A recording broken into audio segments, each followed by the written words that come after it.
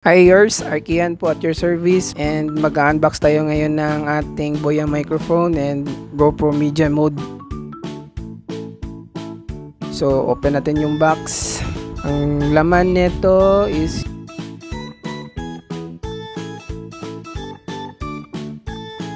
yung manual natin.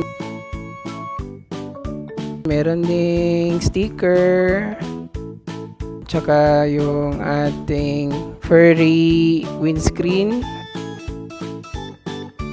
TRS natin na connector sa camera, sticker, TRS para sa ating mga smartphone and Android phone, TRS natin na may TRS na end na connector, ang ating shock mount, Boya pouch, ang ating shock mount, i-connect natin dito sa ating microphone. Ano lang yun, pag-connect nyan,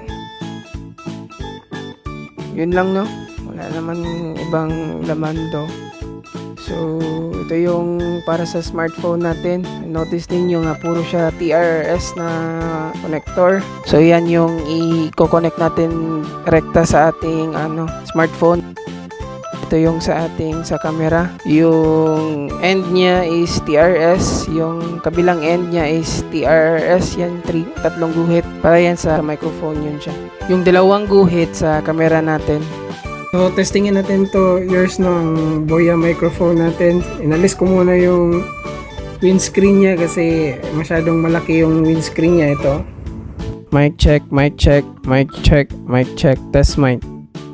Mic check, mic check.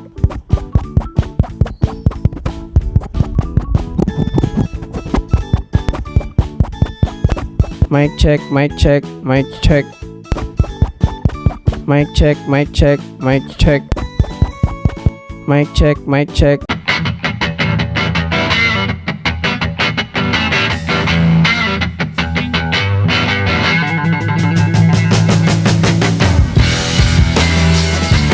So pasadahin natin tong ating part 2 yours, no? Ito yung pag-unbox natin ng ating media mod. So ito yung box ng ating media mod.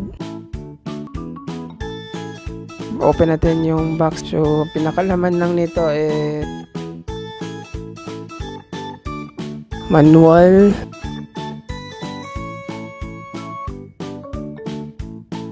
ito yung pinaka-item natin. Ito yung media mod mismo.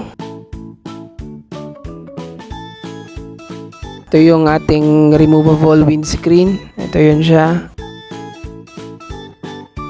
Yung ating GoPro mode unit.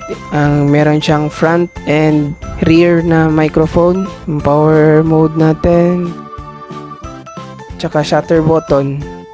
Box niya is ito lang laman. Base mount natin. Ating thumb screw.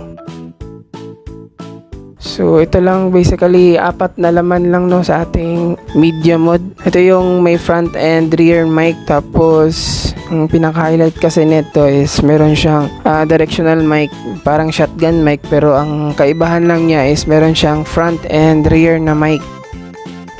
So ito yours ang pagpasok nito. Ito yung GoPro natin, wala pang media mod. So pag ilagay natin sa media mode, di yan siya pwede ma-rekta na lagay agad. Kasi dito yung USB plug. Kailangan natin, tanggalin muna natin to. So, tanggalin ko muna to. Ayan. So, itong unit natin, papasok natin dito. So, papasok natin dito sa ating media mode. So kailangan na itong USB plug at saka itong USB plug dito sa media mode yan sila, magkadikit. So pasok natin.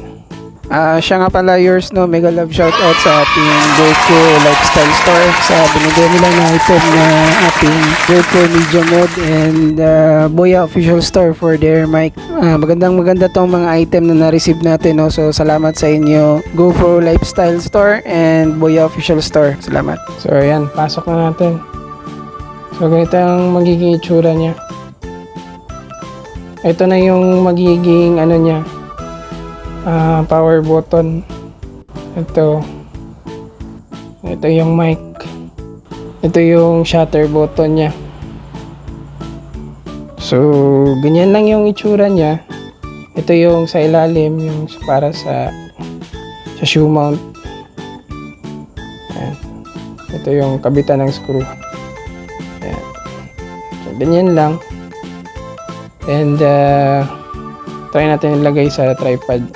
So ito na yung pinaka-itsura niya yours, no, sa ating pag na-install na natin yung media mode at saka yung shotgun microphone. So ganito basically yung itsura niya. At saka yung nasa taas nakapatong yan sa shoe mount ng ating media mode. Meron siyang cold shoe mount sa taas and nakakonect itong TRS na pin to connect sa ating camera na TRS na pin din. So magkaiba yan sila ng connector. Hindi yan sila pwede magsabay dalawa. Yung shotgun microphone at saka yung built-in na mic ng media mode. So kung kailangan mo yung gamitin yung shotgun microphone, automatic walang microphone ng media mode. Ganun din pag i-off mo yung shotgun microphone, yung media mode na microphone ang magagamit natin. So basically hindi yan sila magkasabay dalawa. Yung walang shotgun microphone, ganyan yung itsura niya. Meron siyang front and rear microphone. Ganun lang yung setup niya sa